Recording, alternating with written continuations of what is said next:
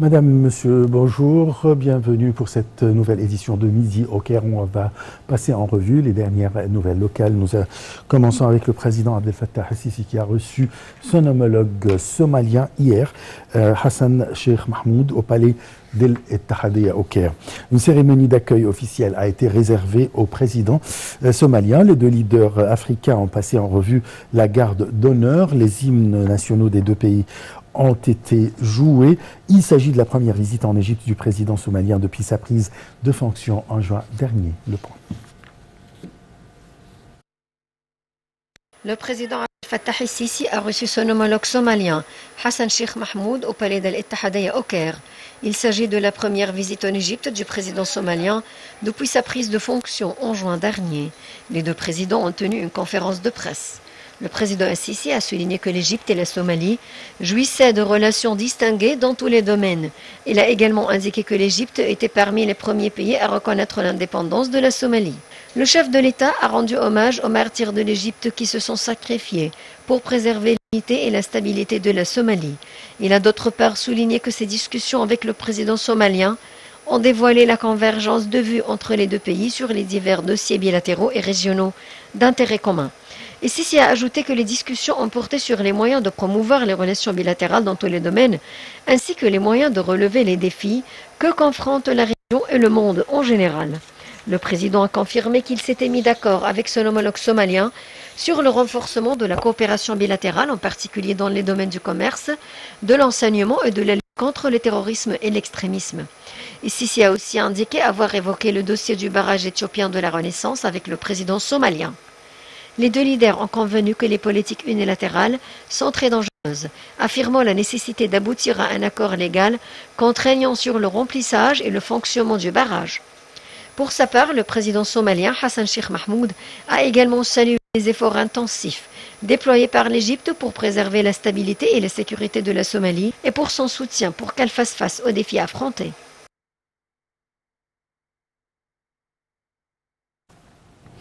Le Premier ministre Moustapha Madbouli a enjoint d'accélérer le rythme des travaux de rénovation en cours dans le projet de la rénovation de la région de la muraille de Magra al-Ayoun. Un compte rendu. Lors d'une visite sur le chantier du projet de rénovation de la région de la muraille de Magra al-Ayoun, le chef du gouvernement Moustapha Madbouli a souligné que cette région est une importance historique majeure et que ce projet visait à préserver la valeur du Caire en tant que destination touristique et culturelle distinguée. Le ministre du Logement et des Agglomérations urbaines, Dr Assem Al-Ghazzar, le gouverneur du Caire, Khaled Abdelal, et un certain nombre de responsables ont accompagné le Premier ministre lors de sa tournée. Au cours de sa visite, le chef du gouvernement a inspecté les travaux des démolitions dans les alentours de la région de Sour Magra al-Ayoun. Il a donné ses directives d'achever les travaux sur le site, tout en respectant le plan architectural étant donné qu'il s'agit d'une zone d'importance historique.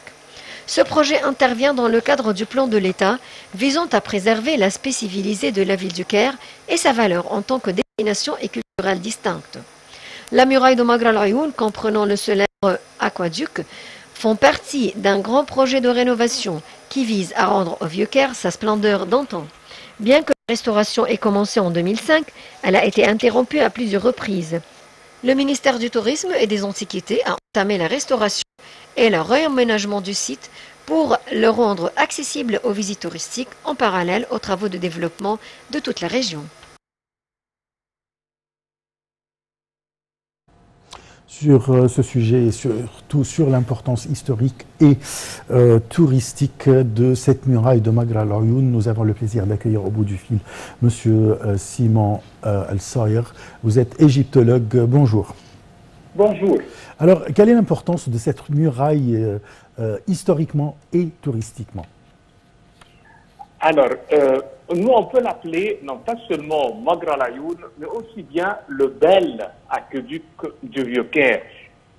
Et on a retrouvé beaucoup d'écritures sur cet aqueduc, surtout par les Français, et ça a été bien mentionné dans le 19e siècle, après le retour de l'expédition française, dans un grand livre qui a eu le nom « La bibliothèque historique et militaire », et il a été édité en 1842. Ils ont placé cet aqueduc en disant qu'il a été dominé, ce quartier, par une citadelle qui a été placée sur un mamelon qui commande toute la ville, séparée de Moukatam par un vallon, un aqueduc. C'est un ouvrage assez remarquable qui porte de l'eau à la citadelle et qu'il y a à cet effet, au Vieux-Caire, une énorme tour octogone très haute qui renferme le réservoir où les eaux du Nil sont élevées par une machine hydraulique et d'où elle entre dans l'aqueduc. La citadelle, aussi bien qu'elle tire ses eaux d'un puits qui a eu le nom de Joseph, réalisé par Saladin, mais bien sûr que c'est une eau qui est moins bonne que l'eau du Nil. Alors, de là, l'importance de cet aqueduc qui a été réalisé pour amener l'eau du fleuve.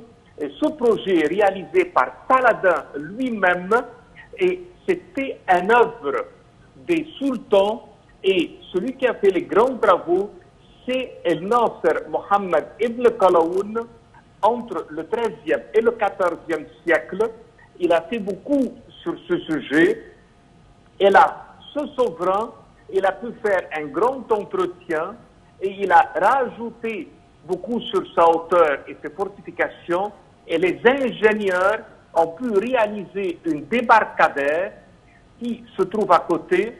Plus, ils ont rajouté des puits et on parle pour élever les eaux, ils ont ce qu'on appelle la sakia en arabe. Ce sont des roues à eau et qui ont été réalisées et travaillées avec des bœufs. Ils ont pu faire monter l'eau dans la canalisation.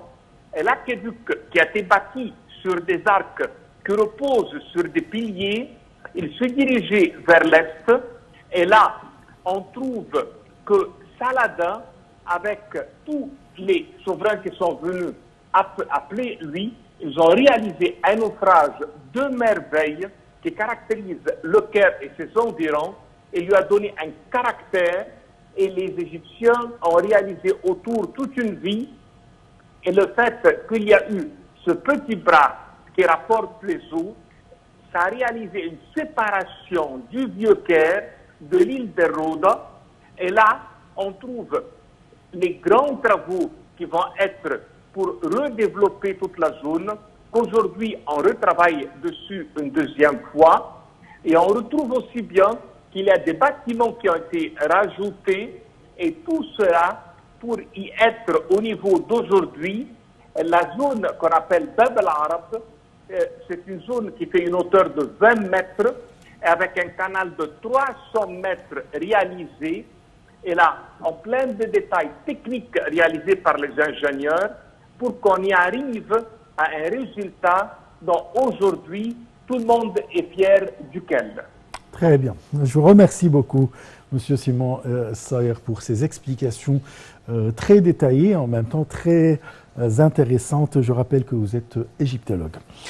Le Premier ministre Mostafa Madbouli a tenu une réunion avec les ministres des pays membres de l'initiative du partenariat industriel intégral qui regroupe l'Égypte, les Émirats arabes unis et la Jordanie. Le Premier ministre a souligné lors de la réunion que les relations égypto-émiraties témoignent d'une nouvelle ère de coopération et d'intégration économique.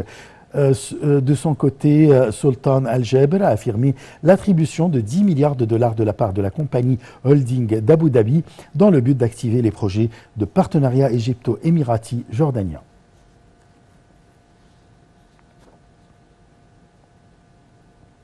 Le ministre de l'Intérieur, Mahmoud Tawfi, a approuvé une nouvelle promotion d'étudiants souhaitant intégrer à l'Académie de la police pour l'année 2022-2023 parmi les étudiants ayant obtenu le baccalauréat ou son équivalent de l'Azhar avec un total minimum de 65% pour l'année en cours ou l'année dernière et les diplômes universitaires dont l'État en a besoin dans tous ces secteurs.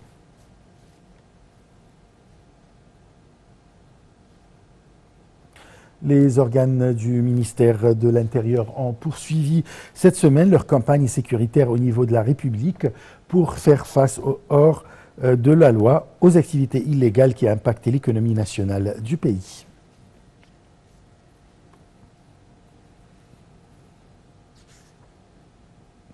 L'agence spatiale égyptienne a félicité Sarah Sabri, la première astronaute égyptienne à s'envoler dans l'espace à bord du vol numéro 22 de New Shepard, affilié à Blue Origin. Dans un communiqué publié, l'agence a exprimé sa fierté et son soutien à l'ingénieur Sarah Sabri, la première astronaute égyptienne qui voyagera pour la première fois dans l'espace, accompagnée de 5 personnes des États-Unis, du Portugal et du Royaume-Uni. Et enfin, les indices de la Bourse du Caire ont marqué une performance mitigée. L'indice principal EGX30 a perdu 0,2%, baissant sous le seuil de 9 263 points. En contrepartie, les indices secondaires EGX70 et EGX100 ont gagné respectivement 0,3 et 0,6%.